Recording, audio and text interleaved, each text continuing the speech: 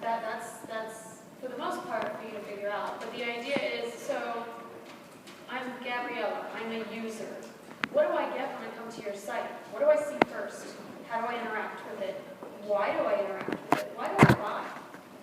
How do I buy? You see what I mean? So it's so basically taking somebody through that whole story of Gabriella came to the site and this is what happened. It's a story. And then a lot of that is the visuals of what do I see.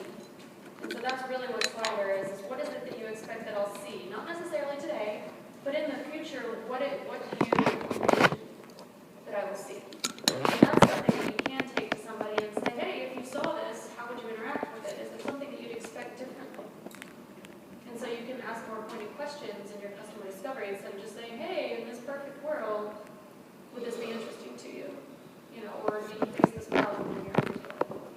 And then everything on the portal, the list of the ways to level up, everything on the portal needs evidence. So we need to see that you've done it, however you want to show it, or just ping me, Gabriella, Maggie, I'll tell you if that works.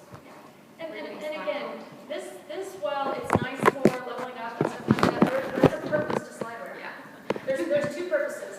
So one, it's something that you can show, not tell when you're doing customer discovery.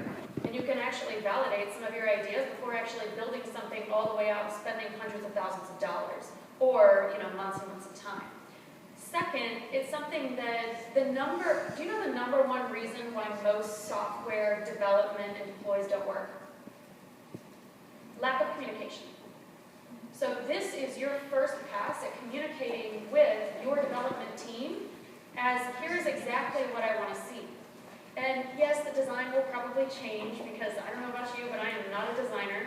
And I usually show my slides from like how Tech Wild started out, which Tech Wild still isn't all that pretty. But like you should see the first Slideshare. It is so ugly. It's embarrassing. I'm not a designer. But it got across the point of here's what I'm trying to accomplish. And then it got me to the point where I was like, hey, you thought about using a template. Oh, well, let me use a template. And then I literally, okay guys, Slideshare is not something, and neither is your MVP. Your MVP isn't something that you need a developer to build for you. That's something that needs to come out of your head where you get your vision out into the world and you don't have to depend on the technologists to do it because they don't understand your vision. They build technology. They're not building your vision. So you guys have to be able to communicate it better and not rely on, oh, well, I can totally translate this. So, I mean, who speaks a second language? Okay, so you guys probably, it's a lot of people, very nice. Yes. That's a lot of people, and I don't know if you guys are fluent or what have you, but in the end, until a developer can actually communicate fully and almost dream the vision that you have, you guys aren't on the same page. So everything you can do to get your vision across to your development team, unless you are the developer, and then awesome, good for you.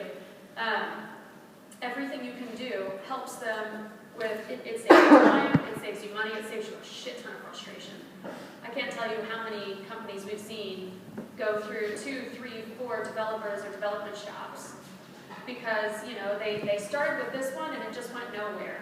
Or they started with this one and when they delivered it after $200,000 in 6 months, it wasn't even close to what they wanted. So communication is everything. Yeah. So for the MVP, for level up purposes, is it, let me clarify, is it like you want something built or do you want it fleshed out and with the contract with the developer and we know what we're doing?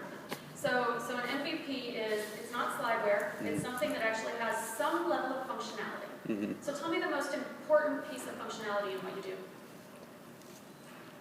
Well, we're creating a proof of upcycle, like with the phone, so that we can prove something's not going in a landfill and getting recycled or upcycled, like and then get paid a token if it gets upcycled, like Bitcoin.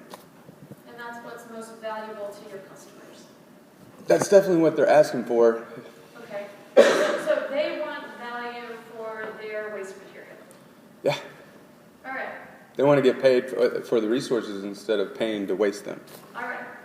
That solution right there, did you say anything about technology? Not really. Exactly. Yeah. So this is where the misnomer is. An MVP is not, oh my God, I have this No, most of your businesses have nothing to do with technology. Technology is the enabler.